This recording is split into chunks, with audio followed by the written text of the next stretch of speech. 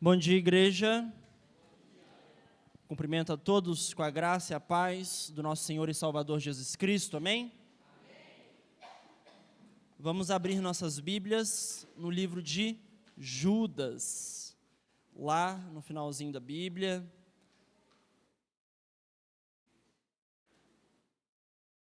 Nós vamos ler o verso 3 e 4.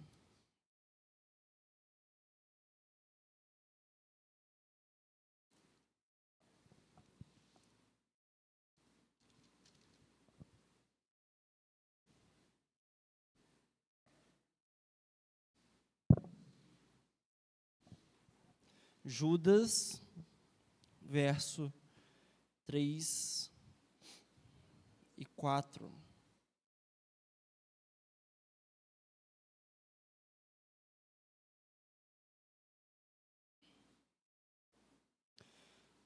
Diz o seguinte a palavra de Deus: Amados, enquanto me empenhava para vos escrever acerca da salvação que nos é comum, senti a necessidade de vos escrever, exortando-vos a lutar pela fé, entregue aos santos de uma vez por todas, porque certos homens se infiltraram entre vós, sem que fossem notados.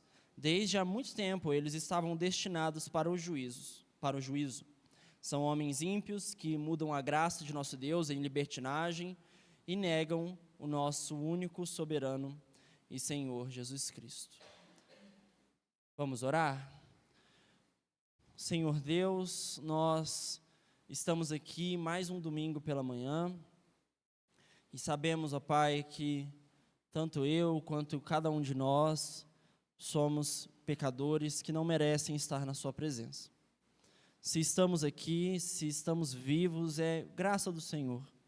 Se podemos ler a tua palavra, se podemos orar e falar contigo e ouvir a tua voz, é porque Jesus Cristo abriu o caminho. Nós não fizemos nada, nós não merecemos isso, nem nos esforçamos para nos achegar até o Senhor. Pelo contrário, tudo o que fizemos foi nos afastar do Senhor. Mas ainda assim o Senhor nos encontrou, o Senhor nos achou, o Senhor foi até nós e o Senhor nos mantém firmes na tua presença e no teu caminho. Confiando nesta graça, ó Deus, é que estamos aqui. Confiando em Jesus Cristo, é que nós estamos aqui para te louvar, adorar, ouvir a tua palavra e orar ao Senhor, ó Pai. Que o Senhor nos instrua mais uma vez, que o Senhor purifique a tua igreja, perdoe os nossos pecados e que possa nos ensinar a continuar defendendo a nossa fé, para nos posicionarmos diante do mundo, proclamando o evangelho da salvação. Que o Senhor preserve, ó Pai, cada dia mais a tua igreja e preserve, ó Pai, a tua verdade, e nós confiamos, ó Pai, em tuas promessas. É isso que nós oramos, pedindo a tua orientação do Espírito neste momento, em nome de Jesus. Amém. Vamos então continuar a série em defesa do Evangelho. Hoje, penúltimo sermão, porque realmente é uma série curta, de um mês apenas. Semana que vem nós já encerramos essa série. E nós já vimos algumas mensagens. A primeira mensagem, nós vimos a batalha pela fé, onde a gente meditou em 1 Pedro 3, do 15 até o 18. Depois continuamos batalhando contra o inimigo certo, foi a segunda mensagem, onde nós continuamos no mesmo texto, 1 Pedro 3, do 13 ao 18, na verdade, um pouco antes, não do 15, mas sim do 13. E hoje nós vamos dar continuidade e nós vamos ver a mensagem, tinha dois títulos ali no slide, não? Ali, quando a igreja abandona a batalha. Então vimos a batalha pela fé, batalhando contra o inimigo certo, e agora, quando a igreja abandona a batalha. O que acontece quando os filhos e filhas de Deus não mais lutam para defender a fé e para afirmar essa doutrina diante do mundo? Então nós vamos meditar um pouco nisso. Durante essa semana de carnaval, que nós estivemos ali aproveitando o retiro, nós vimos uma situação acontecendo onde foi uma oportunidade para muitos de nós defendermos nossa fé, nos posicionarmos. Nós vimos que no carnaval fizeram uma zombaria com os evangélicos, né, com a família.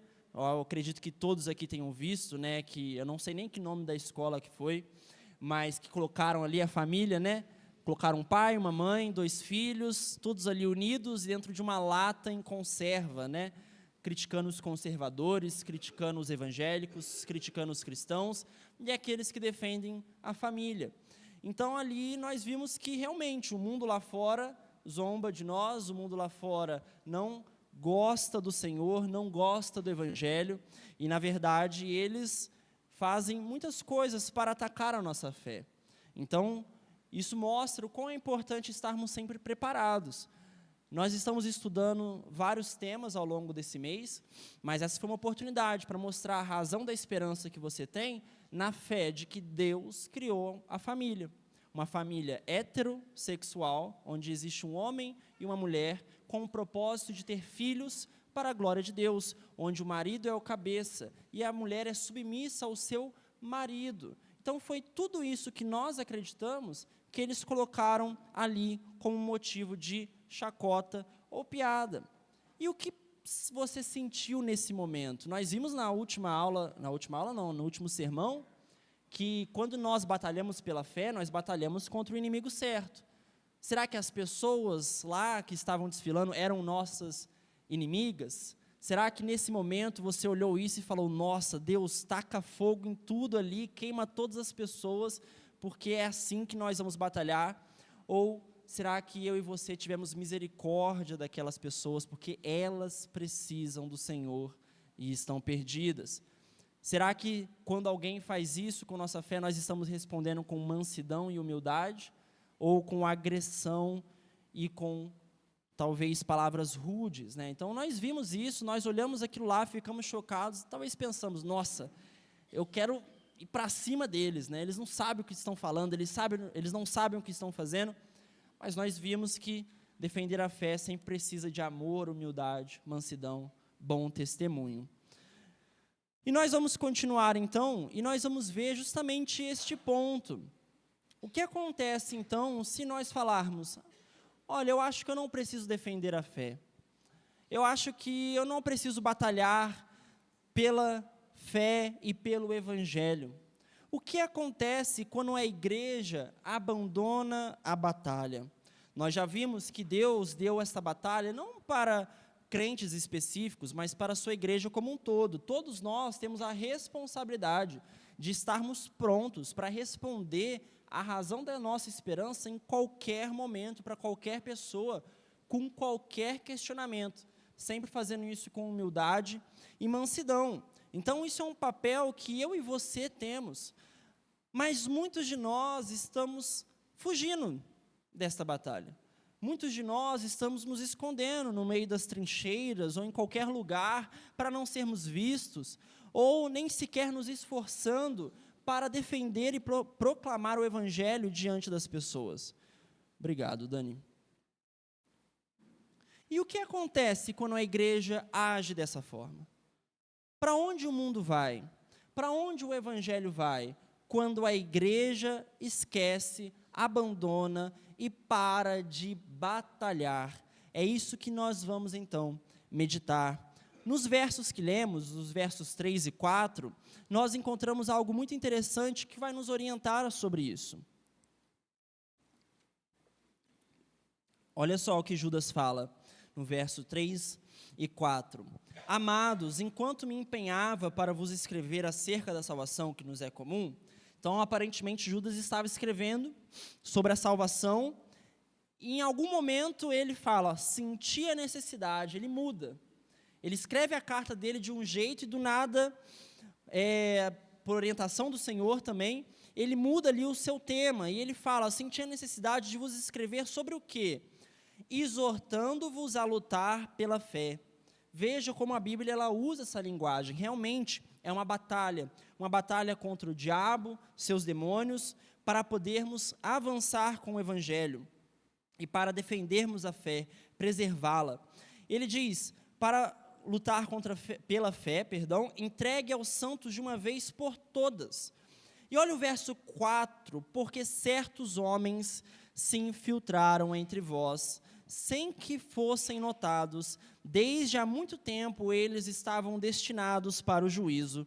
São homens ímpios, que mudam a graça de nosso Deus. Nós vimos muito sobre graça ali no nosso retiro, no nosso acampamento, e veja como, para que eles mudam a graça. Eles mudam a graça para libertinagem, e negam o nosso único, soberano e Senhor, Jesus Cristo. Então nós vamos ali para o primeiro ponto, que é justamente nos concentrando no abandono da igreja, o abandono da igreja ali no meio da batalha. E nós vemos que em Judas, ele já nos mostra que isso às vezes é algo não da noite para o dia, mas é algo gradual. Muitas vezes a igreja, ela não está um dia bíblica e no outro ela está não bíblica. Essas coisas não acontecem dessa forma.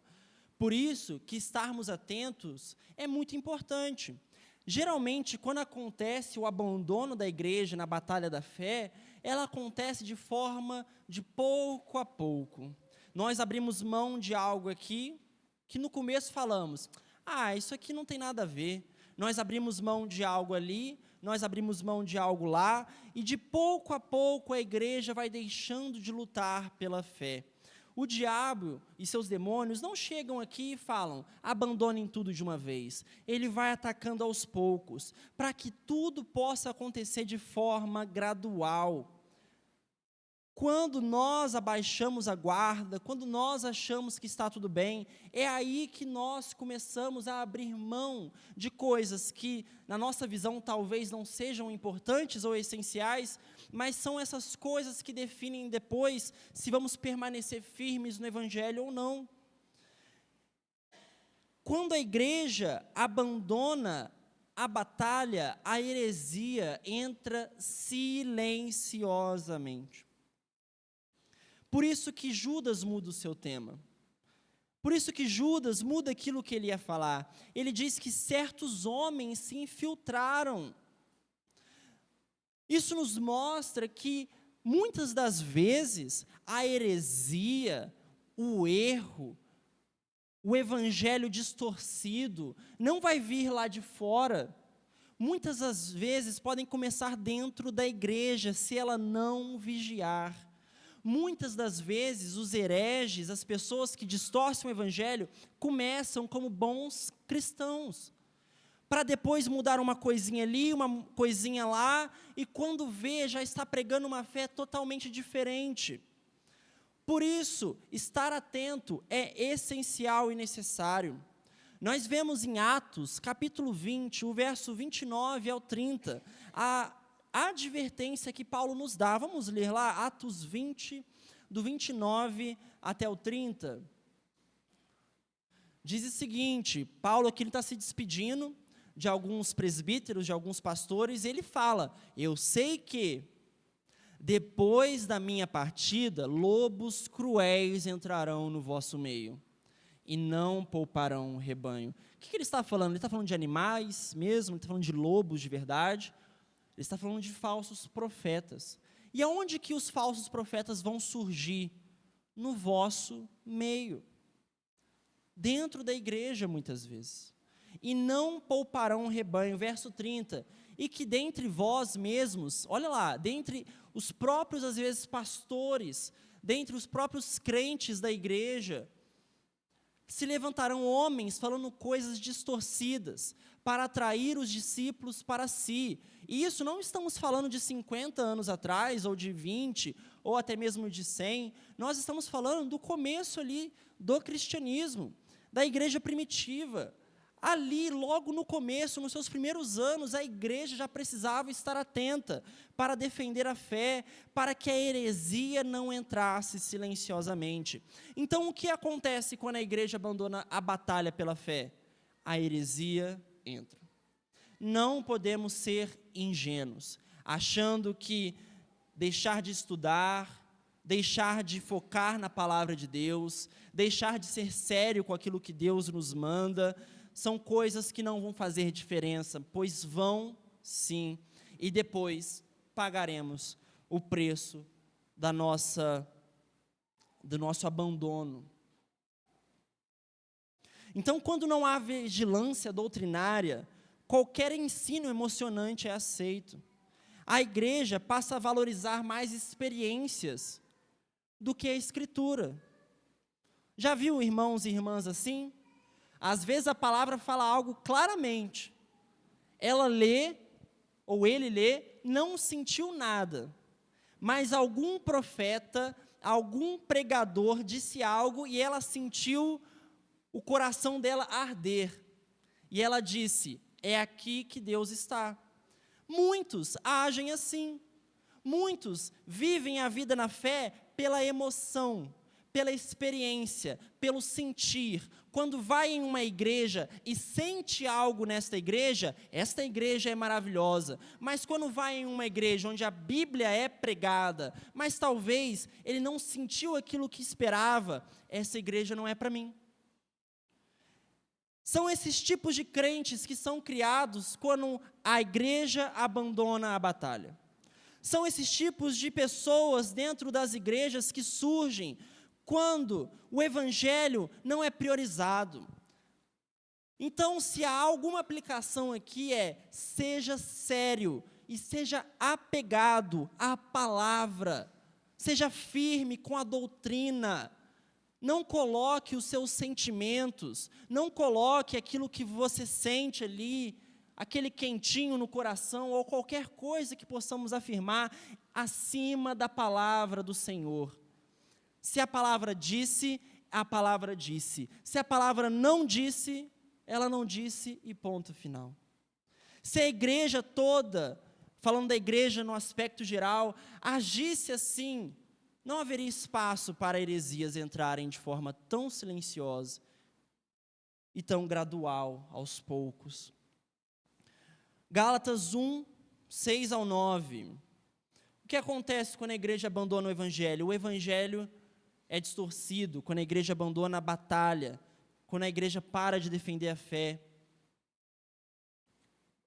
Mais uma vez, não estamos falando ali de 100 anos atrás ou qualquer época recente, estamos falando do começo da fé, do começo do cristianismo. E olha só onde os Gálatas já foram parar.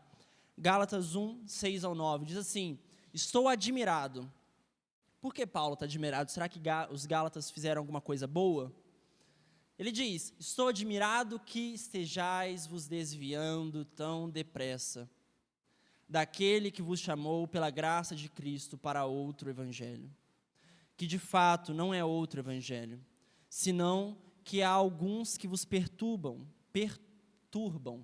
e querem perverter o evangelho de Cristo. Mas, ainda que nós mesmos, ou um anjo do céu vos prega um evangelho diferente do que já vos pregamos, seja maldito. Conforme disse antes, digo outra vez agora: se alguém vos pregar um evangelho diferente daquele que já recebestes, seja maldito. Olha a seriedade com que Paulo trata o evangelho e a fé cristã. Os Gálatas aqui foram uma igreja fundada na fé, fundadas em Cristo Jesus, uma igreja que começou saudável, mas olha só como que o apóstolo Paulo já está se admirando com a postura da igreja. Veja, eles tinham os apóstolos vivos, eles tinham tudo ali, alguns talvez já eram até testemunhas oculares de Jesus Cristo, de tão recente que era, e ainda assim conseguiam se desviar. Então, isso é um alerta para nós. Seriedade com a palavra nunca é demais. Seriedade com o evangelho e ser firme com as doutrinas que a palavra nos ensina nunca é demais. E se nós acharmos que nós já estamos bons o suficiente, de que nós já estamos bíblicos o suficiente, e de que nós já estudamos o suficiente, cuidado. Pois é quando a autoconfiança entra que a queda acaba chegando. Quando a igreja abandona a batalha pela fé, a graça, que nem vimos em Judas, vira libertinagem. A graça antes era o quê? Recebemos um favor imerecido, Deus nos salvou, nos perdoou, e por causa deste perdão tão grande, desta graça tão grande, eu não quero mais viver para o pecado. Quando a igreja abandona a batalha, o que a graça vira? Deus me perdoou tanto, Deus me amou tanto, que eu acho que Ele não vai se importar de eu continuar pecando, porque Ele vai continuar me perdoando. A graça não é uma graça que transforma, mas é uma graça que traz libertinagem, uma graça que permite a pessoa viver da forma que ela quer. Não é essa graça que acreditamos, mas é essa graça que vem sendo pregada por aí. A cruz vira autoajuda. Quantos e quantos pregadores existem hoje que não pregam arrependimento, cruz ou salvação? Pregam autoajuda. Como se a Bíblia fosse um manual de viver bem e só. E sabe quantas pessoas seguem esses pregadores? Milhares. Milhares. Não é como se eles fossem pessoas que as pessoas não dão atenção. Dão muita atenção. Na verdade, são os pregadores mais seguidos. E muitas vezes pegamos trechos desses pregadores e compartilhamos sem nem saber tudo o que eles falam e pregam. Ou sabendo mesmo, e ainda assim nós não nos atentamos. Quando a igreja abandona a batalha, o arrependimento desaparece. A pessoa não precisa mais se arrepender. Não existe mais largar o pecado. Não existe mais nada disso. As pessoas vão em igrejas que todo domingo a Bíblia é aberta, mas nunca é falada sobre você precisa se arrepender. Você precisa largar este pecado. Você precisa ir até o Senhor. O pecado, agora não é mais pecado, ele ganha outros nomes, né? Pecado vira trauma, processos, vira culpa dos outros, pecado vira doença. Qual que é o resultado de tudo isso?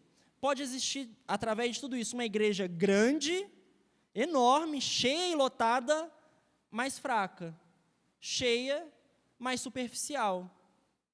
Tudo isso porque nós estamos abandonando a batalha pela fé. E não precisamos ir muito longe. Tenho certeza que muitos aqui sabem de muitas igrejas, cheias, lotadas, todos os dias, mas que não pregam nada da verdade. O que acontece quando a igreja abandona a batalha? Juízes 2:10. Juízes, capítulo 2, verso 10.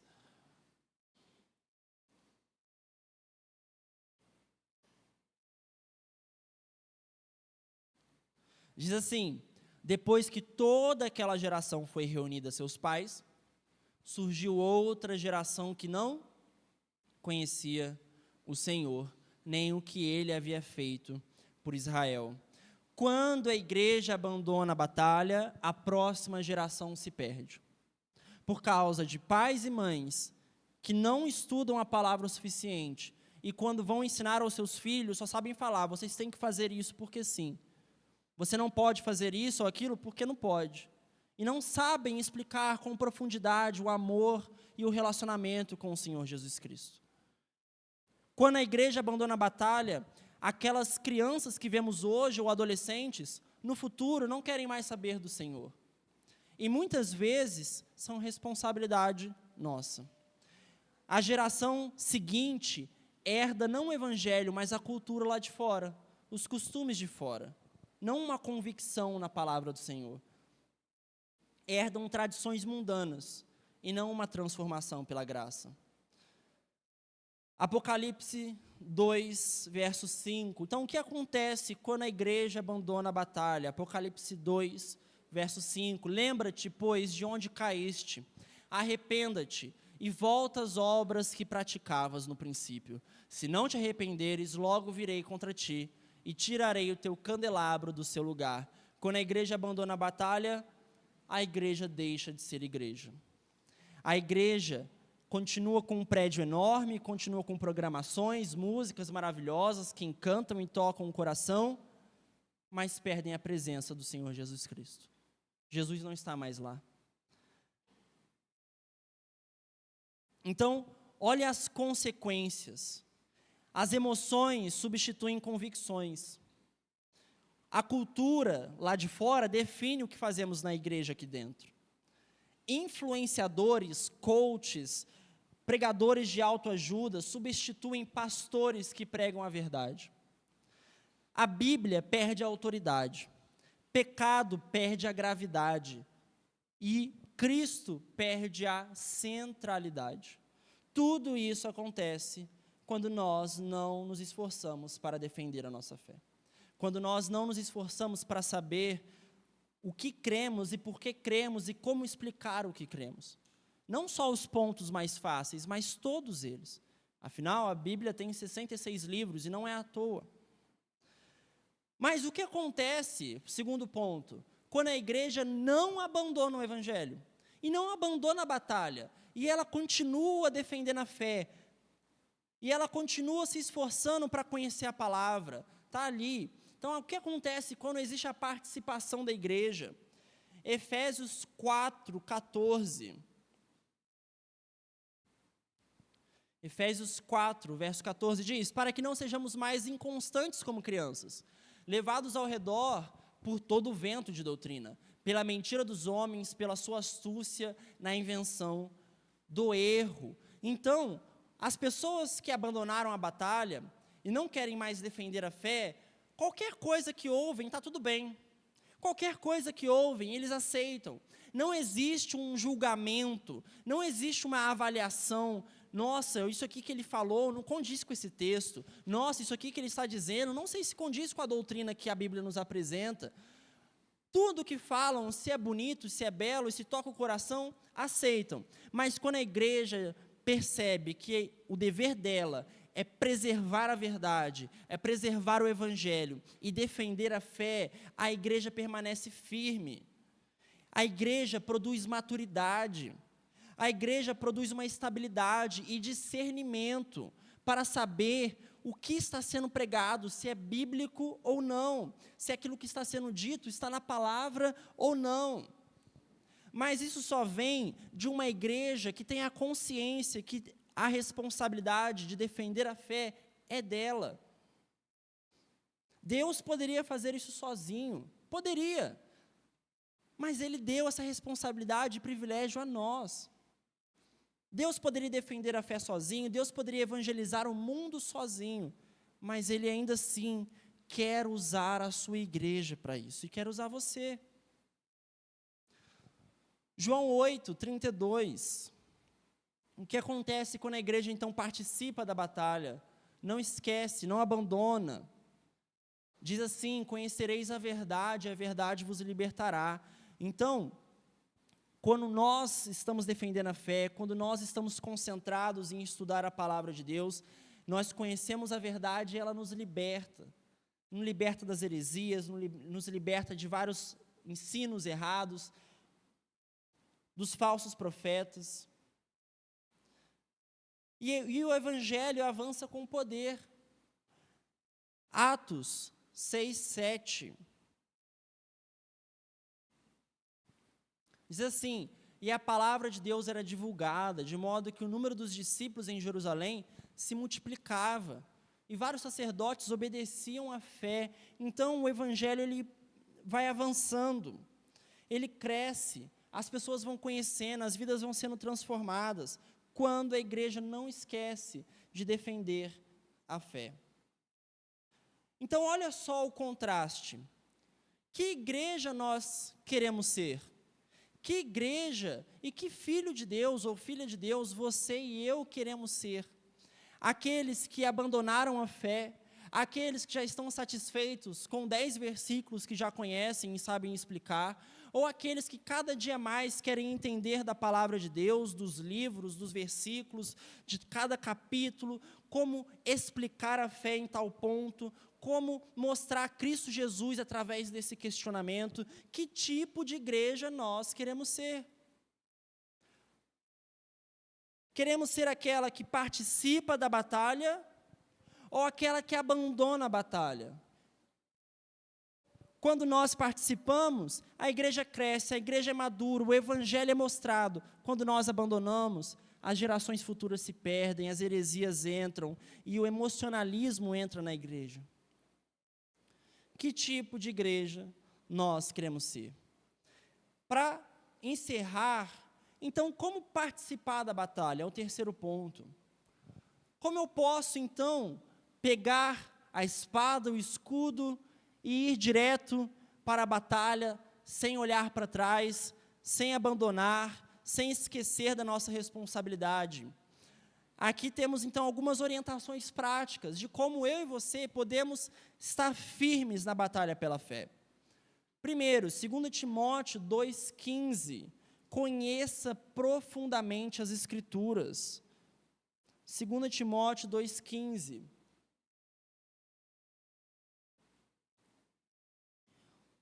Diz assim: procura apresentar-te aprovado diante de Deus, como obreiro que não tem do que se envergonhar, que maneja bem a palavra da verdade. Então, para participarmos da batalha, devemos estudar a palavra de Deus.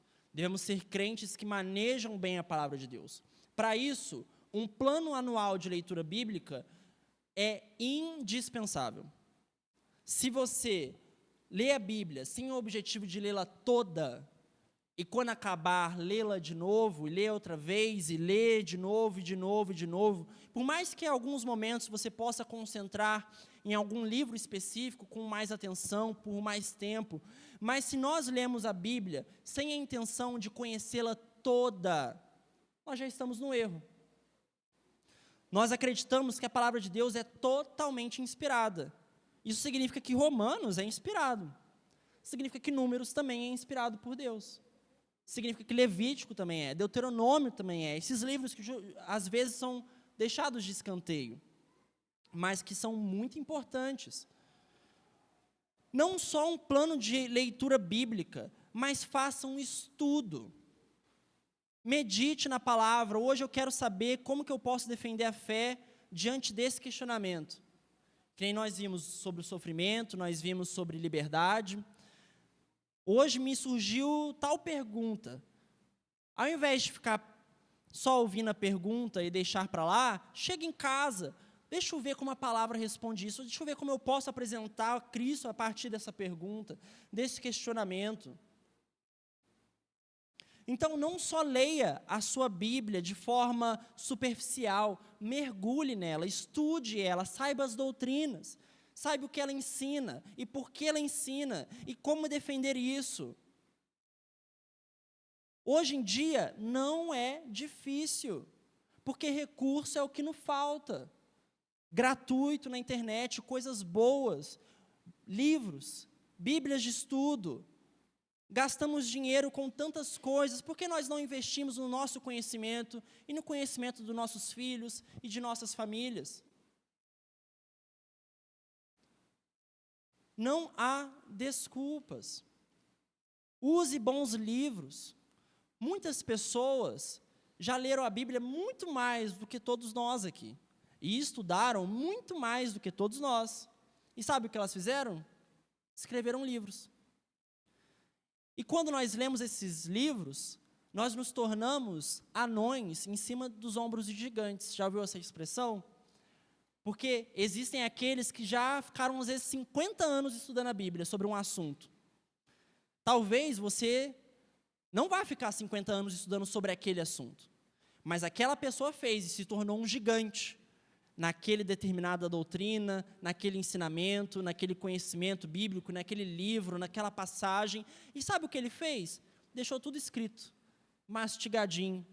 Deixou tudo ali só para você ler num livro e aprender aquilo que ele passou 50 anos da sua vida se dedicando e estudando, para você ler ali talvez em uma semana ou alguns em um mês. E quando nós fazemos isso, nos tornamos anões em ombros de gigantes. Esses gigantes que já estudaram a Bíblia, nós que muitas vezes, talvez não por causa da falta de dedicação, mas às vezes pela falta de tempo, ou talvez não vivemos tanto quanto eles, nós montamos nos ombros dos gigantes e nós conseguimos ver o quê? Mais além. Quem está mais alto, ele enxerga mais além. Os gigantes enxergam lá, talvez estejamos aqui, enxergando pouco, mas quando subimos nos ombros deles, e como subimos? Lendo os seus livros, nós enxergamos mais. Então, livro cristão, todos deveriam ler e ter esse costume. São pessoas que dedicaram a sua vida para ensinar a igreja, para defender a fé e preservar o evangelho. E nós passamos, talvez, lendo, né, quando lemos, porque cada dia mais as pessoas leem menos e menos, né? Mas quando lemos coisas que não vão crescer a nossa fé e não vão nos trazer ensino. Por isso, eu sou um ávido defensor da leitura de livros bons, cristãos, escritos por pessoas sérias com a palavra de Deus, porque abençoa demais. O principal livro é a Bíblia, mas esses livros que falam sobre a Bíblia também nos abençoam muito. Hebreus 5,14. Vamos ler lá? Hebreus 5,14. Diz assim: mas o alimento sólido é para os adultos, que pela prática têm suas faculdades morais exercitadas para distinguir entre o bem e o mal. Olha lá, ele fala as faculdades ali, o conhecimento. Então isso aqui, no crente, é para ser usado. Quem deu isso aqui para mim, para você, foi o Senhor Deus. Uma das acusações que fazem, né, sobre nós, né, os ateus, né, falam que eles que são os intelectuais, porque eles têm a ciência do lado deles, ou algo do tipo, né? Tudo mentira, né, o jeito que eles argumentam. Mas nós precisamos mostrar que temos sim uma fé forte, robusta, e usar isso aqui para crescer nessa fé em conhecimento. Isso também é espiritualidade. Usar a cabeça, usar a nossa mente, estudar a palavra, entender ali os textos, ver como que se encaixam as coisas, crescer nas doutrinas, também é espiritualidade.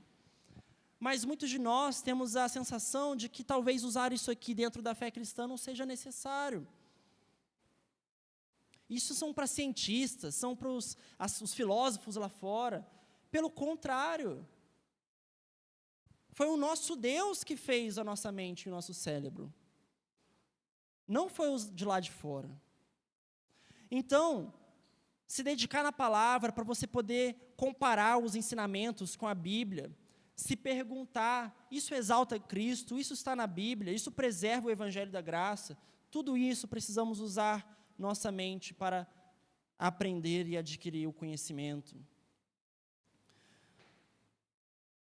Deuteronômio 6, do 6 ao 7, outra dica prática de como eu e você podemos não abandonar a batalha.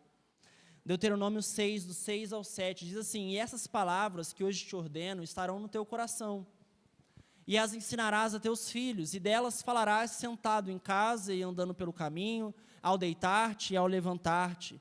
Então, olha só, as palavras estão no coração deles, e Deus está orientando: fala isso com os teus filhos.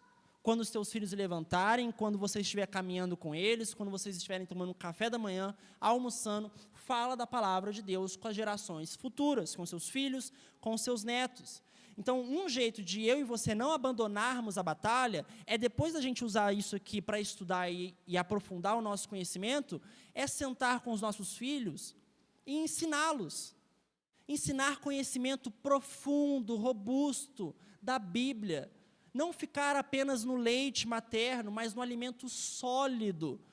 É claro que você vai usar linguagens diferentes, dependendo da idade do seu filho, da idade do seu neto, porque às vezes as crianças não vão entender a nossa linguagem, mas você adapta, você passa alguma coisa. Existem formas de passarem conhecimentos profundos, de maneira simples, sem perder a profundidade.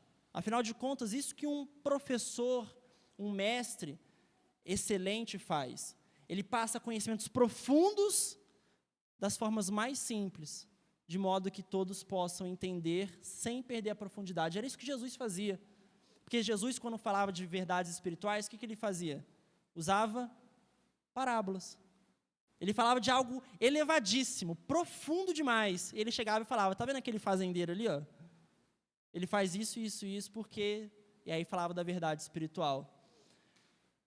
Então façam isso com seus filhos e netos, com a geração futura. Ensine a palavra do Senhor, para que eles cresçam sabendo defender a fé deles e sabendo por que creem no que creem. E não só porque eu vou lá, porque meus pais vão também. Está vendo a diferença? Muitos agem assim, eu vou lá porque meus pais vão. Outros falam, eu vou lá porque eu aprendi que isso é a verdade, isso faz sentido, eu sei explicar, eu sei entender, Jesus tocou meu coração quando meu pai me ensinou a palavra. E por último, para relembrarmos, para participarmos da batalha, lembre, mantenha sempre a humildade e o amor, né? Não vire aqueles Rambo apologeta, né, que vai tentando destruir tudo e todos depois que aprende a verdade. Esses rambos apologetas, às vezes, não existem nem só em relação a nós com os de fora, existem, às vezes, com nós mesmos.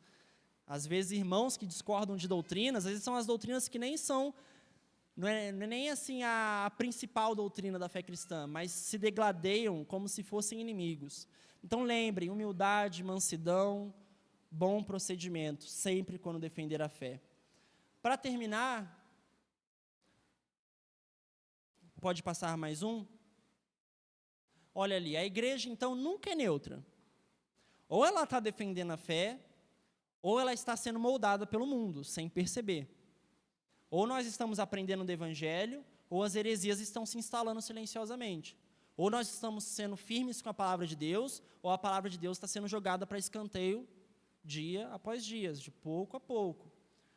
O silêncio hoje pode se tornar apostasia amanhã. A nossa falta de engajamento com a defesa da fé, a nossa falta de engajamento com o estudo da palavra pode se tornar filhos e filhas nossos que não vão mais estar na igreja amanhã. Eu sei que em muitos casos são responsabilidades dos próprios filhos e filhas. Eu sei disso, cada caso é um caso.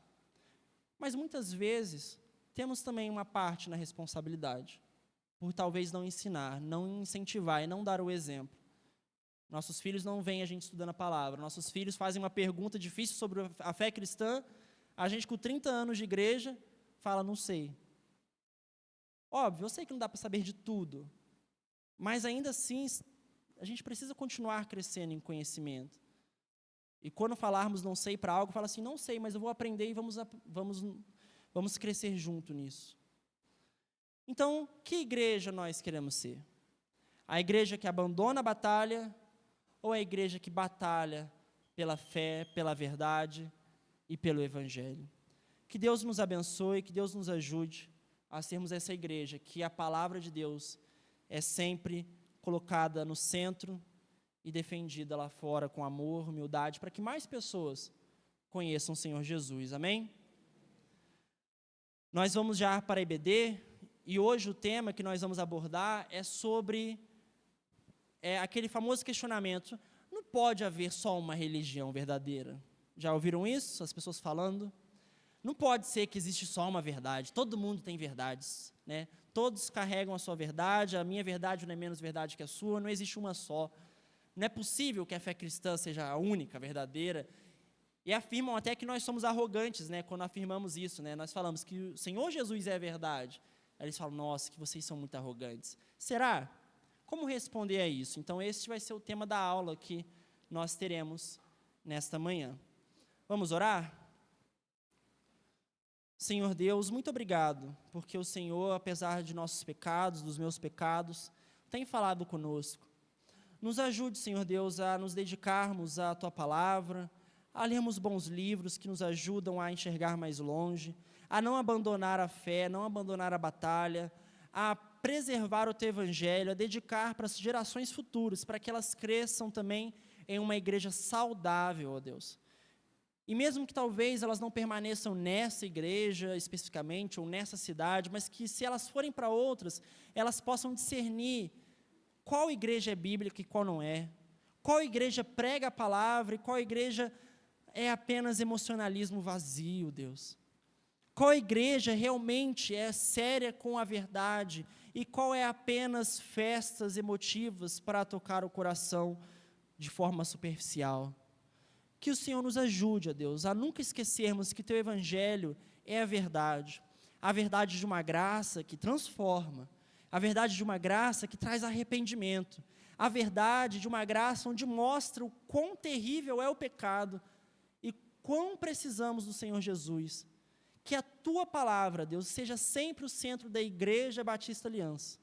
Que Cristo Jesus seja sempre o centro desta igreja, ó Deus, para que possamos, com amor, mansidão e humildade, mostrar Jesus para as outras pessoas, todas as vezes que elas nos perguntarem o porquê da nossa fé. É isso que nós pedimos, colocando também os professores e professoras, os alunos e alunas que vão aprender da Tua Palavra mais um pouco agora, durante essa IBD, que o Senhor nos oriente, para que possamos sair daqui ainda mais aptos a defender aquilo que nós cremos, que é a Tua Palavra, Deus. É isso que nós pedimos, em nome do Senhor Jesus. Amém.